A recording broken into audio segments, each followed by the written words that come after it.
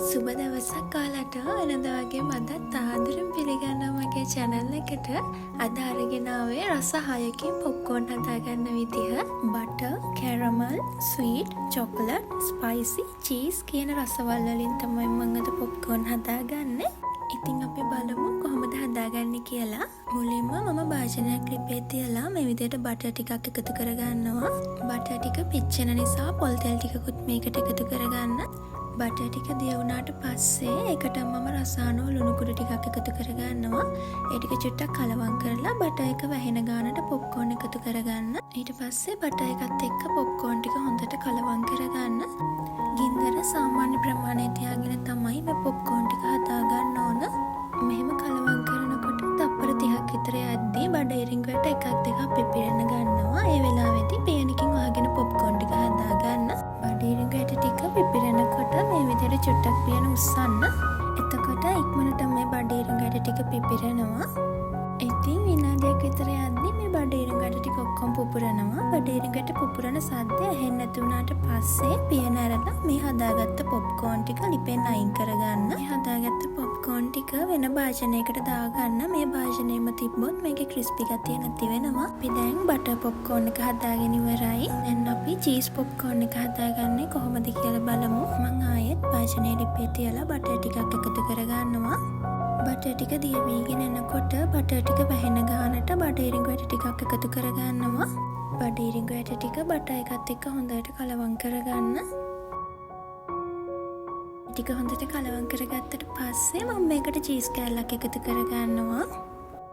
Cheese කෑල්ලත් චුට්ටක් බඩ ඉරිංග වලට ටිකත් එක්ක චුට්ටක් කලවම් කරගෙන කලින් වගේම බඩ ඉරිංග වලට එකක් දෙකක් පිපිරීගෙන එනකොට පියනින් වහලා පොප්කෝර්න් ටික හදාගන්න. ඔයාලට කැමති නම් මේ විදිහට චීස් දාන්නේ නැතුව බඩ ඉරිංග වලට ටික ඔක්කොම පිපිරුණාට පස්සේ පොඩිවට කපාගත්ත චීස් කෑලි ටිකක් එකතු කරගන්නත් පුළුවන්. එතකොට පොප්කෝර්න් වල රසනෙට චීස් ටික දිය වෙලා අපිට චීස් පොප්කෝර්න් හදාගන්න පුළුවන්. දැන් අපි හදාගත්ත චීස් පොප්කෝර්න් එකත් ලෑස්ති. මම කැරමල්, ස්වීට්, චොකලට්, ස්පයිසි පොප්කෝර්න් හදනකොට අපි කලින් පොප්කෝර්න් හදාගත්ත විදිහටම පොප්කෝර්න් ටික හදාගෙන ඉන්නවා. ඊට පස්සේ තමයි මේ රස වර්ග වලට පොප්කෝර්න් ටික හදාගන්නේ. මම මේකට බටර් වෙනුවට තෙල් තමයි එකතු කරගන්නේ. ඊට පස්සේ රසායන ලුණු එකතු කරගෙන කලින් පොප්කෝර්න් හදාගත්ත විදිහටම පොප්කෝර්න් ටික හදාගන්න.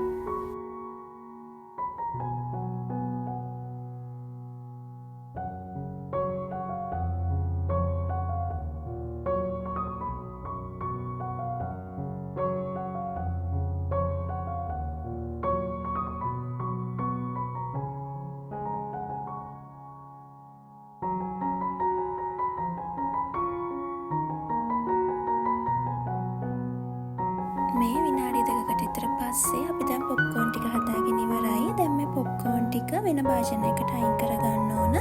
දැන් අපි පොප්කෝර්න් එකට දාන කැරමල් එක හදාගමු. මම භාජනයක් ලිපේ තියාගෙන සීනි කෝප්ප භාගයක් එකතු කරගන්නවා. ඔයාලට මේකට රතු සීනි උනත් පාවිච්චි කරන්න පුළුවන්. ලිපේ ගින්දර අඩුවෙන්ම තියාගන්න. ටික වෙලාවක් යද්දී ඔයාලට පේනවා මේ සීනි ටික දිය වෙලා දුඹුරු පාටට හැරීගෙන එනවා. ඒ වෙලාවේදී මම මේ ටික හැන්දෙන් පොඩ්ඩක් කලවම් කරගෙන වතුර ටිකක් එකතු කරගන්නවා.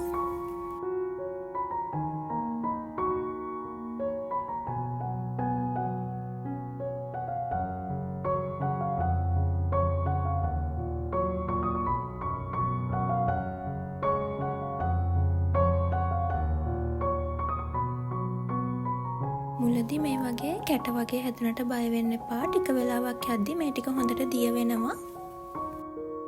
මම ඒකටම බටර් මේස හැන්දකුත් එකතු කරගන්නවා. බටර් ටික එකතු කරගත්තට පස්සේ ආයෙත් මේ ටික හොඳට දිය වෙනකන් කලවම් කරගන්න.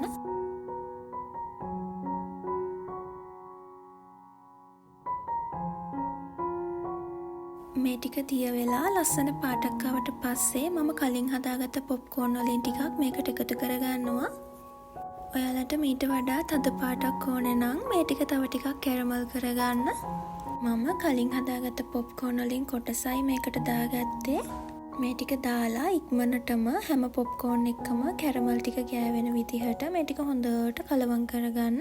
කැරමල් එක ඉක්මනටම හයි වෙන්න බලන නිසා ඉක්මනටම මේ ටික කලවම් කරගන්න. ඊට පස්සේ අපි හදාගත්ත කැරමල් පොප්කෝන් ටික පැතලි භාජනයකට දාගෙන එක ගොඩේ තියෙන්නේ නැති වෙන විදිහට මේ ටික හොඳට විසිරුව ගන්න. මේ ටික හොඳට නිමුණට පස්සේ අපිට කෑලි වෙන් කරගන්න පුළුවන්. ඊළඟට අපි ස්වීට් පොප්කෝන් එක හදාගමු. භාජනයක් ලිපේ තියලා එකට මම සීනි කප් 4න් එකක් දාගන්නවා. ඒකට මම වතුර මේස හැන්දකුත් එකතු කරගෙන සීනි ටික පැණි කරගන්නවා. මේ සීනි ටික කැරමල් කරගන්න එපා. ඉන්දර මීඩියම් හීට් එකේ තියාගෙන සීනි කැට නැති වෙලා සීනි ටික හොඳට දිය වෙනකම් හොඳට කලවම් කරගන්න. මම මේකට රතු පාට කලරින් බින්ද කිහිපයක් දාගන්නවා. ඔයාලා මේකට කැමති පාටකින් කලරින් පාවිච්චි කරන්න පුළුවන්. මේ ටික හොඳට කලවම් කරගෙන චුට්ටක් ඇඟිල්ලට අරගෙන බලන්න. මේ විදිහට නූල වගේ ඇදෙන පදමට ආවම අපේ පදම හරි. මේ වෙලාවේදී ලිප ඕෆ් කරගන්න. මම දැන් මේකටම කලින් හදාගත්ත පොප්කෝන් වලින් කොටසක් දාගෙන මේ පැණි එක හැම පොප්කෝන් එකේම තැවරෙන විදිහට හොඳට කලවම් කරගන්නවා.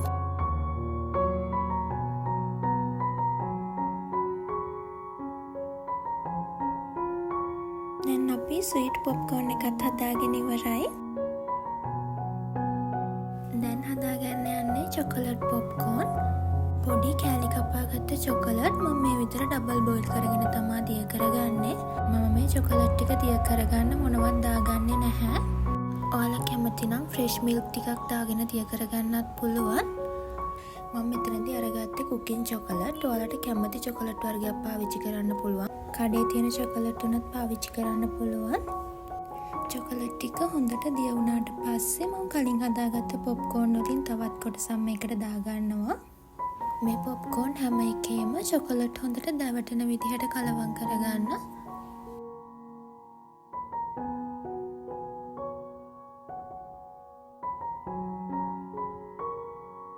දැන් අපි චොකලට් පොප්කෝන් උත් හදාගෙන ඉවරයි. ඊළඟට හදන්න යන්නේ ස්පයිසි පොප්කෝන්.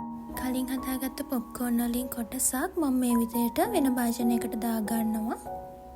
ඒකටම මම මිරිස් කුඩු ලුණු කුඩු දාගන්නවා. මේවා ඔයාලගේ රසයන් අනුව දාගන්න. ඒ ටිකත් එකතු කරලා මේක හොඳට කලවම් කරගන්න. දැන් අපේ ස්පයිසි පොප්කෝන් එකත් ලෑස්ති. ඉතින් ඔයාලටත් ලේසියෙන්ම ගෙදරදීම කැමති රසයකට මේ වගේ පොප්කෝන් හදාගන්න පුළුවන්.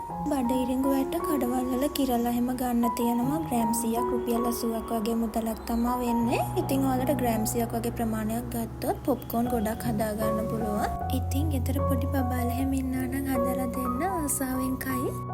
ඉතින් අදත් වීඩියෝ එකට කැමති නම් ලයික් කරන්න, ඔයාලගේ අදහසත් කමෙන්ට් කරන්න අමතක කරන්න එපා. මේ වගේ වීඩියෝ දිගටම බලන්න අපේ channel එක subscribe කරලා තියාගන්න. එහෙනම් තවත් රසවත් වීඩියෝ එකකින් ඉක්මනින්ම